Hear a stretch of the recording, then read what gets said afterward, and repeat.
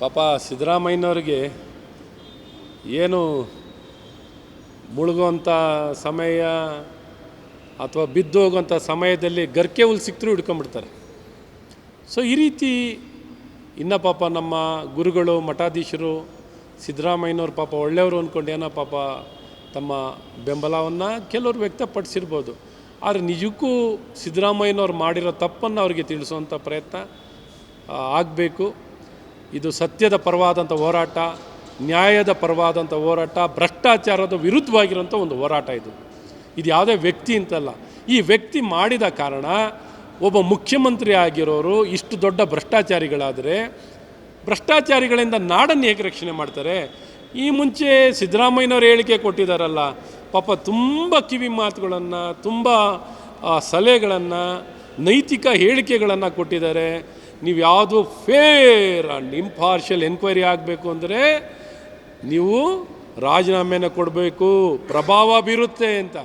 ಇವ್ರ ಪ್ರಭಾವ ಅಲ್ಲ, ಪ್ರಭಾವಳಿಯಾಗಿ ಪ್ರವಾಹ ಬಂದ್ರೂ ನಾನು ರಾಜೀನಾಮೆ ಕೊಡಲ್ಲ, ನಾನು ಭ್ರಷ್ಟಾಚಾರಿ, ನನಗೆ ಆತ್ಮಸಾಕ್ಷಿ ಇಲ್ಲ, ನೈತಿಕತೆ ಇಲ್ಲ, ನಾನು ಜನಪರವಾಗಿಲ್ಲ, ನಾನು ಜನ ವಿರೋಧಿ, ಪ್ರಜಾಪ್ರಭುತ್ವ ವಿರೋಧಿ, ಸಂವಿಧಾನ ವಿರೋಧಿ ಅಂತ ಬಂಡತನದಲ್ಲಿ ನಿಂತಿದ್ದಾರೆ.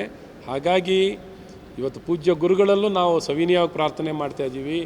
ಇದು ಇಡೀ ಜನಾಂದೋಲನ, ಇಡೀ ನಾಡಿನ ಜನತೆಗೆ ಅನ್ಯಾಯ ಆಗಿದೆ, ಈ ರೀತಿ ಅಧಿಕಾರ ದುರ್ಬಳಕೆ ಆಗಿದೆ. ದಯವಿಟ್ಟು ಇವ್ರಿಗೆ ಯಾವುದೇ ರೀತಿಯಾದಂಥ ಯಾರೂ ಬೆಂಬಲ ಕೊಡಬೇಡಿ, ನ್ಯಾಯದ ಪರವಾಗಿರಲಿ, ಸತ್ಯದ ಪರವಾಗಿರಲಿ ಅಂತ ನಾನು ಸಹ ಈ ಸಂದರ್ಭದಲ್ಲಿ ಸವಿನಯವಾಗಿ ಪ್ರತಿಯೊಂದು ಗುರುಗಳಿಗೆ, ಮಠಾಧೀಶರಿಗೆ, ಪ್ರತಿಯೊಬ್ಬ ವ್ಯಕ್ತಿಗೂ ಸಹ ನ್ಯಾಯದ ಪರವಾಗಿರೋಣ, ಸತ್ಯದ ಪರವಾಗಿರೋಣ, ಧರ್ಮದ ಪರವಾಗಿರೋಣ, ಧರ್ಮ ನಿಷ್ಠೆ ಇರಲಿ ಅಂತ ನಾನು ಸವಿನಯವಾಗಿ ಪ್ರಾರ್ಥನೆ ಮಾಡ್ತೀನಿ. ಹಾಗಾಗಿ ಇವರು ತಪ್ಪು ಮಾಡಿದ್ದಾರೆ, ಸಾಕ್ಷಿ ಸಮೇತ ಸಿಗಾಕೊಂಡಿದ್ದಾರೆ, ದಲಿತರ ಹಣವನ್ನು 100% ಲೂಟಿಯಾಗಿದೆ, ಪ್ರತಿಯೊಂದು ಹಂತದಲ್ಲೂ ಹಗರಣ, ವರ್ಗಾವಣೆ ಹಗರಣ, ನಿಷ್ಠಾವಂತರು. ನೋಡಿ, ನಿಮಗೊಂದು ಉದಾಹರಣೆ ಕೊಡಬೇಕು ಅಂದರೆ,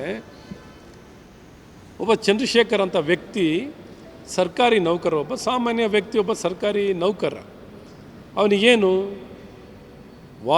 ಮಹರ್ಷಿ ವಾಲ್ಮೀಕಿ ನಿಗಮದಲ್ಲಿ ಒಂದೇ ಒಂದು ಆಪಾದನೆ, ನೀನು ಈ ಹಣವನ್ನು ಲೂಟಿ ಹೊಡೆಯೋದ್ರಲ್ಲಿ ಅಥವಾ ಹಣವನ್ನು ಭ್ರಷ್ಟಾಚಾರ ಮಾಡೋದ್ರಲ್ಲಿ ನಿನ್ನ ಮೇಲೆ ಆಪಾದನೆ ಇದೆಯಪ್ಪ ಅಂತ ಅವನಿಗೆ ಕಿವಿಗೆ ಬಿದ್ದಿದೆ ಸಾಕು, ಅವನ ಆತ್ಮಹತ್ಯೆಗೆ ಶರಣಾದ. ಅವನು ಇವರಾಗೆ ಬಂಡನಾಗಿ ನಾನು ಅವ್ರು ತಪ್ಪು ಮಾಡಿರಲಿಲ್ಲ, ತಪ್ಪು ಮಾಡಿಲ್ಲದೆ ಆದ್ರೂ ಒಂದು ಹೆದರಿಕೆಗೆ, ಒಂದು ಆತ್ಮಸಾಕ್ಷಿಗೆ ಅಥವಾ ಒಂದು ನೈತಿಕತೆಗೆ, ಒಂದು ಆಪಾದನೆ ಜನರ ಮುಂದೆ ನಾನು ಹೇಗಪ್ಪ ಎದುರಿಸಲಿ ಇಂಥ ಆಪಾದನೆಯನ್ನು ಹೊತ್ಕೊಂಡು ನಾನು ಹೇಗಪ್ಪ ಓಡಾಡಲಿ ಅಂತ ಒಂದು ಹೆದರಿಕೆಗೆ ಆತ್ಮಹತ್ಯೆಯನ್ನು ಮಾಡಿಕೊಂಡು ಸಾವಿಗೆ ಶರಣಾದ.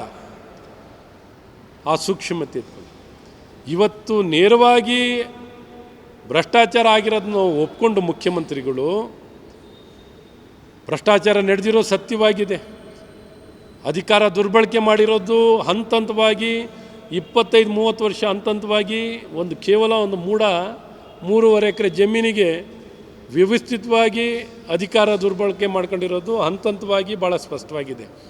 ಮಹರ್ಷಿ ವಾಲ್ಮೀಕಿಯಲ್ಲಿ ಹಗರಣದಲ್ಲಿ ಸರ್ಕಾರದ ಮುಖ್ಯಮಂತ್ರಿಗಳ ಪಾತ್ರ ಭಾಳ ಸ್ಪಷ್ಟವಾಗಿ ಕಾಣ್ತಿದೆ. ಇನ್ನು ಬೇರೆ ಬೇರೆ ವರ್ಗಾವಣೆಯಲ್ಲಿ ಕಾಣ್ತಿದೆ. ಇವ್ರಿಗೇನಾರು ಆತ್ಮಸಾಕ್ಷಿ ಇದೆಯಾ? ಇವತ್ತೇನು ಅವರಂಗೆ ಆತ್ಮಹತ್ಯೆ ಬಗ್ಗೆ ನಾವು ಮಾತಾಡ್ತಿಲ್ಲ. ನೀವು ಆತ್ಮಸಾಕ್ಷಿ ಇದ್ರೆ ಅಟ್ಲೀಸ್ಟ್ ರಾಜೀನಾಮೆನಾರ, ಒಂದು ನೈತಿಕತೆ, ಒಂದು ಸೂಕ್ಷ್ಮತೆ. ಆ ವ್ಯಕ್ತಿ ನೋಡಿ ಎಷ್ಟು ಸೂಕ್ಷ್ಮವಾಗಿ ಇಂಥ ಆಪಾದನೆಗೆ ಎಷ್ಟು ನೊಂದಿದ್ದಾನೆ. ನೀವು ನೋಡಿದ್ರೆ ಜನ ಪ್ರೀತಿ ಕೊಟ್ಟು, ಇಷ್ಟು ಅಧಿಕಾರ ಕೊಟ್ಟು, ನಿಮಗೆ ಬೆಂಬಲ ಕೊಟ್ಟು, ಇಷ್ಟು ದೊಡ್ಡ ಬಹುಮತ ಕೊಟ್ಟು ಅಧಿಕಾರ ಕೊಟ್ಟಿದ್ದಾರೆ. ನಿಮ್ಗೆ ಯಾವ ಸೂಕ್ಷ್ಮತೆಯೂ ಇಲ್ಲ, ಯಾವ ನೈತಿಕತೆಯೂ ಇಲ್ಲ. ನಾನು ಏನಾರಾಗಲಿ, ನಾನು ಭ್ರಷ್ಟಾಚಾರಿ ಆದರೂ ಪರವಾಗಿಲ್ಲ, ನಾನು ಕುರ್ಚಿಗೆ ಅಂಟ್ಕೊಂಡಿರ್ತೀನಿ, ಕುರ್ಚಿ ಬಿಡಲ್ಲ. ಇವತ್ತೇನು ನಿಮ್ಮ ಜನ ಯಾರು ನಿಮ್ಮನ್ನ ಆತ್ಮಹತ್ಯೆ ಅಂತ ಕೇಳಿದ್ದಾರೆ? ಎಲ್ಲ ರಾಜೀನಾಮೆ ಕೇಳಿದ್ದಾರೆ, ರಾಜೀನಾಮೆ ಕೊಡಿ ಅಂತ ಕೇಳಿದ್ದಾರೆ, ಅಷ್ಟು ಬಿಟ್ಟರೆ ಬೇರೆ ಏನು ಕೇಳಿಲ್ಲ. ನೈತಿಕತೆಯನ್ನು ಆಧಾರಿತವಾಗಿ ರಾಜೀನಾಮೆ ಕೊಡಿ ಅಂತ ಒತ್ತಾಯವನ್ನು ಮಾಡ್ತಿದ್ವಿ. ಹಾಗಾಗಿ ಈ ನ್ಯಾಯದ ಪರವಾಗಿ ಹೋರಾಟವನ್ನು ಮಾಡಬೇಕು. ಜನರ ನೆರವಿಗೆ ಬರುವಂಥದ್ದು ಪ್ರತಿಯೊಬ್ಬ ಕನ್ನಡಿಗನ ಕರ್ತವ್ಯ. ಈ ದಿಕ್ಕಲ್ಲಿ ನಾವೆಲ್ಲರೂ ಜವಾಬ್ದಾರಿತವಾಗಿ ಈ ಹೋರಾಟವನ್ನು ಮಾಡಬೇಕು ಅನ್ನೋಂಥ ಒತ್ತಾಯ.